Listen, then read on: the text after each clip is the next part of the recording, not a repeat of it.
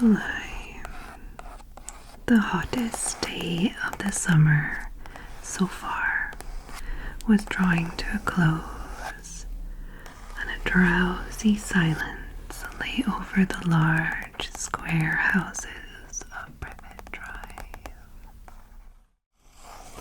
The 1st of July, he rolled on his back and tried to remember the dream he had been having. It had been a good one. There had been a flying motorbike in it. He had a funny feeling he'd had the same dream before.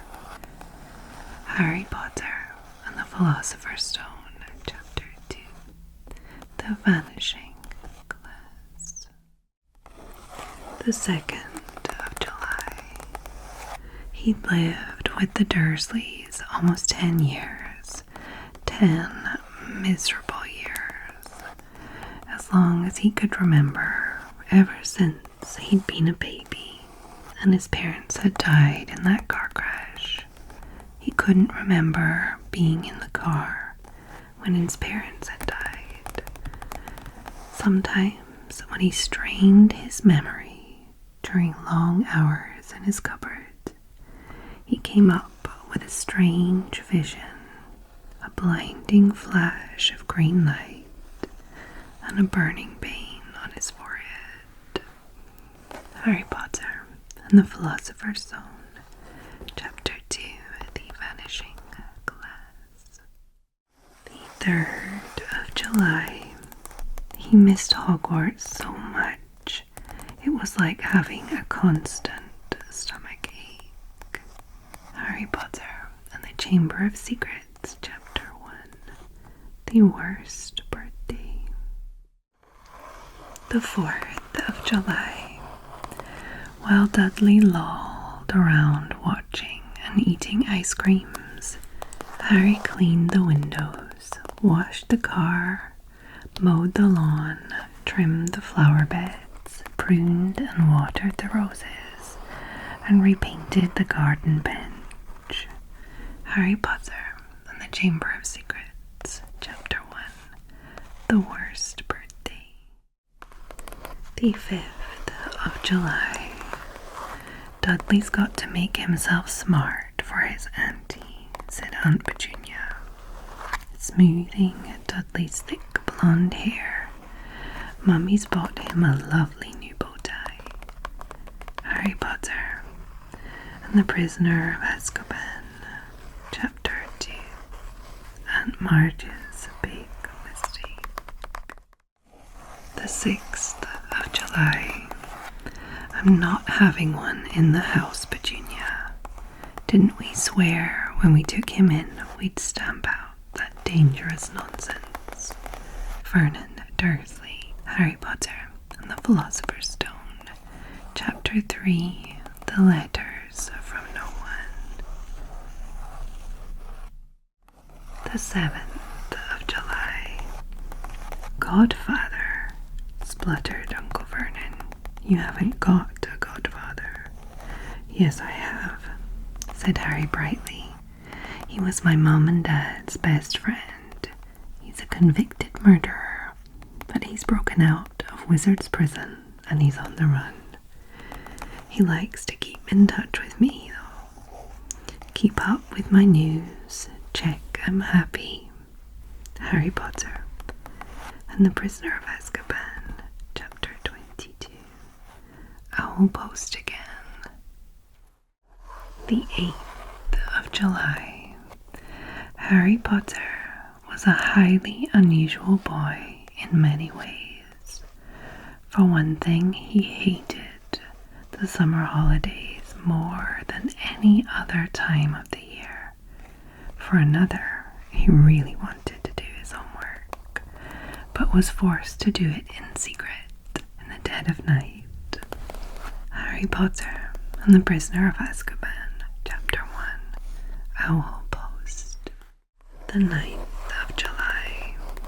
Harry just had time to register its handsome green cover, emblazoned with the golden title, The Monster Book of Monsters, before it flipped on onto its edge and scuttled sideways along the bed like some weird crab.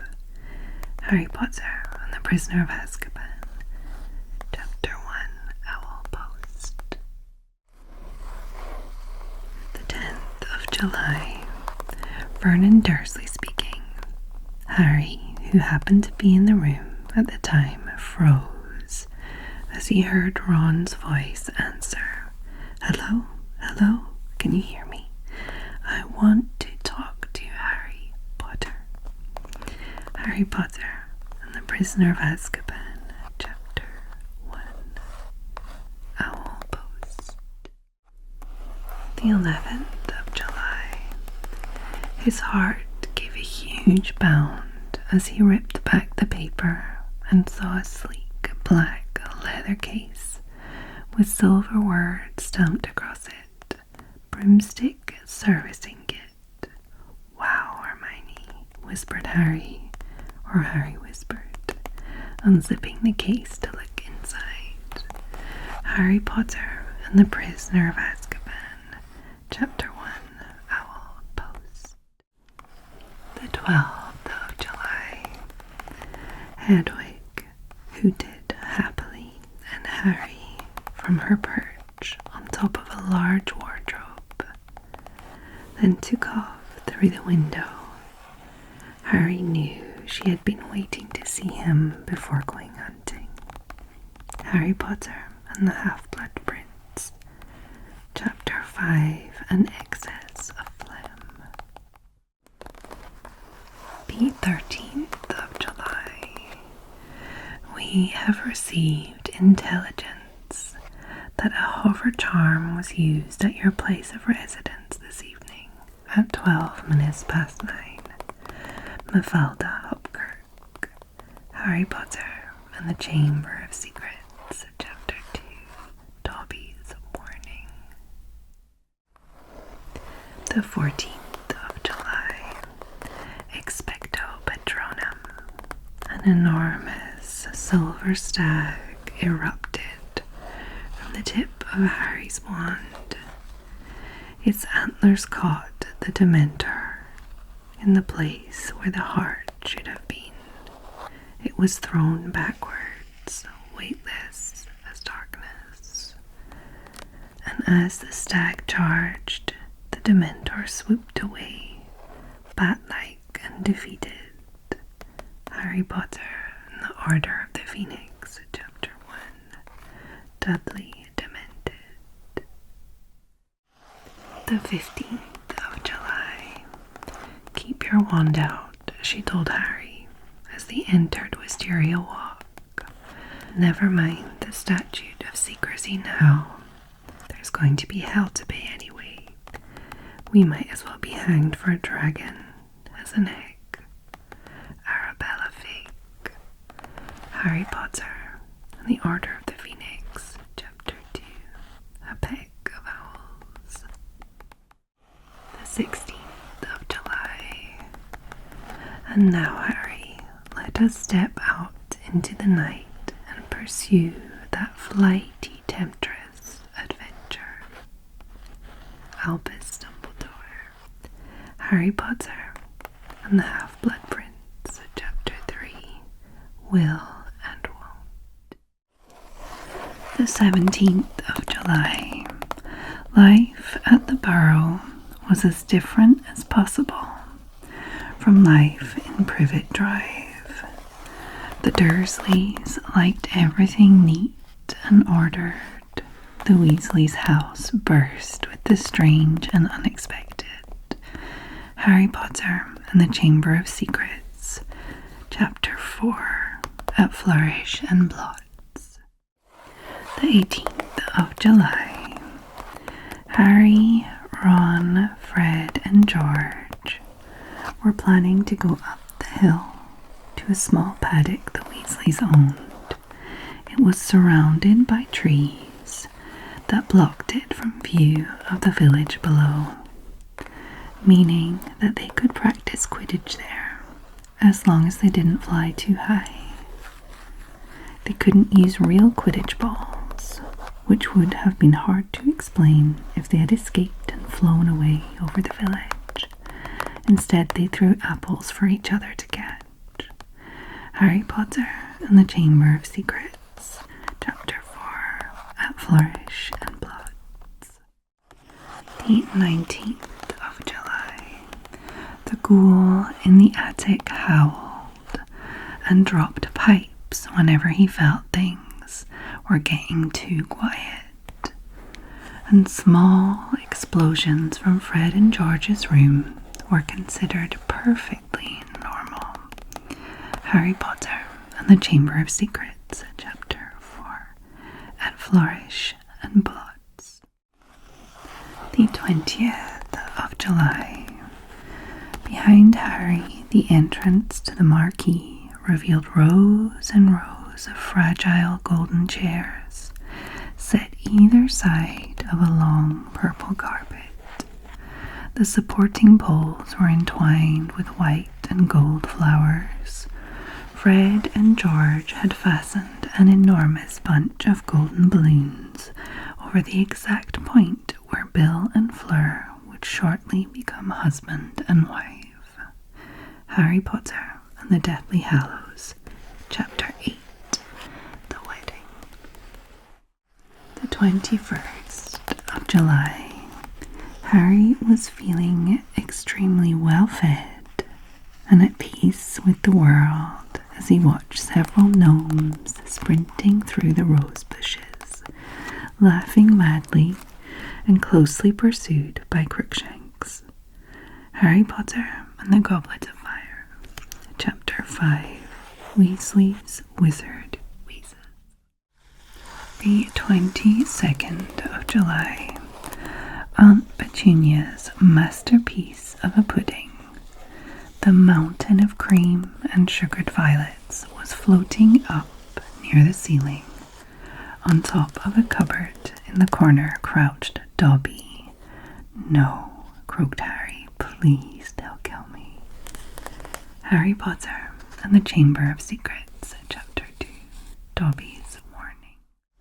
The 23rd of July. Mr. Weasley, it's Harry. The fireplace has been blocked up. You won't be able to get through there. Damn, said Mr. Weasley's voice. What on earth did they want to block up the fireplace for? Harry Potter and the Goblet of Fire, Chapter 4, Back to the Burrow. The 24th of July. Jiggery pokery, said Harry in a fierce voice. Hocus pocus, squiggly wiggly. Mom, howled Dudley, tripping over his feet as he dashed back towards the house. Mom, he's doing you know what. Harry Potter and the Chamber of Secrets, Chapter 1, The Worst Birthday. The 25th of July. Hagrid seized his umbrella and whirled it over his head. Never, he thundered, insult Albus Dumbledore in front of me. Harry Potter and the Philosopher's Stone, Chapter 4, The Keeper of the Keys. The 26th of July. Uncle Vernon was pointing at what looked like a large rock way out to sea. Perched on top of the rock was the most miserable little shack you could imagine. Harry Potter and the Philosopher's Stone, Chapter 3, The Letters from No One. The 27th of July. Turning the envelope over, his hand trembling, Harry saw a purple wax seal bearing a coat of arms, a lion, an eagle, a badger, and a snake surrounding a large letter H. Harry Potter and the Philosopher's Stone, Chapter 3, The Letters from No One. The 28th of July. Last time I saw you, you was only a baby, said the giant. You look a lot like your dad, and you've got your mum's eyes. Rubius Hagrid. Harry Potter and the Philosopher's Stone, Chapter 4, The Keeper of the Keys. The 29th of July. From an inside pocket of his black overcoat, he pulled a slightly squashed box. Harry opened it with trembling fingers. Inside was a large, sticky chocolate cake with "Happy Birthday, Harry" written on it in green icing. Harry Potter and the Philosopher's Stone, Chapter 4, The Keeper of the Keys. The 30th of July, Neville Longbottom's birthday. Happy birthday, Neville. We're all going to keep fighting, Harry. You know that. Neville Longbottom. Harry Potter and the Deathly Hallows, Chapter 34, The Forest Again. The 31st of July, Harry Potter's birthday. Happy birthday, Harry. Harry, you're a wizard. There was silence inside the hut.